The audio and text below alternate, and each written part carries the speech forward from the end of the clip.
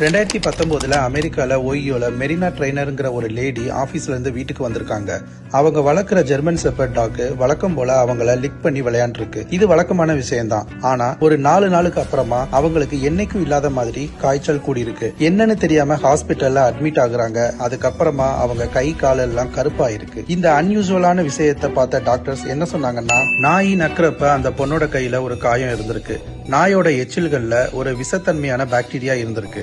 அந்த பாக்டீரியா தான் நாய் அந்த பொண்ணை நக்கும் போது அந்த பொண்ணோட காயத்தின் மூலமா உள்ள பரவி இருக்கு. அந்த பொண்ணோட நோய் எதிர்ப்பு சக்தியவே இல்லாம பண்ணிருக்கு. அதோட எஃபெக்ட் தான் அந்த பொண்ணோட கை கால் எல்லாம் கருப்பா இருக்கு. கருப்பானதுன்னா என்ன அர்த்தம்னு தெரியுமா? அந்த பொண்ணோட கை கால்கள்ல இருந்த சதையெல்லாம் கெட்டு அழுகி போயிருக்கு. இதுக்கு மேலேயும் இந்த கை கால்கள்ல காப்பாற்ற முடியாதுன்னு சொல்லி கை கால்களையும் வெட்டி எடுத்துட்டாங்க. இப்போ அந்த பொண்ணு கையும் காலும் இல்லாம தான் வாழ்றாங்க. இது மூலமா நாய் வளர்க்குறவங்களுக்கும் நாய் லவ்வர்ஸ்னு சொல்லி பிராண்ட் ஆக்குறவங்களுக்கும் சொல்றது ஒன்னே ஒண்ணுதான். நாயை கொஞ்சுங்க, கொண்டாடுங்க, அதை உங்க குழந்தைய கூட பாருங்க, எந்த இஷ்யூவும் இல்ல. பட் நாயோட எச்சில்ல ஒரு விதமான பாக்டீரியா இருக்கு.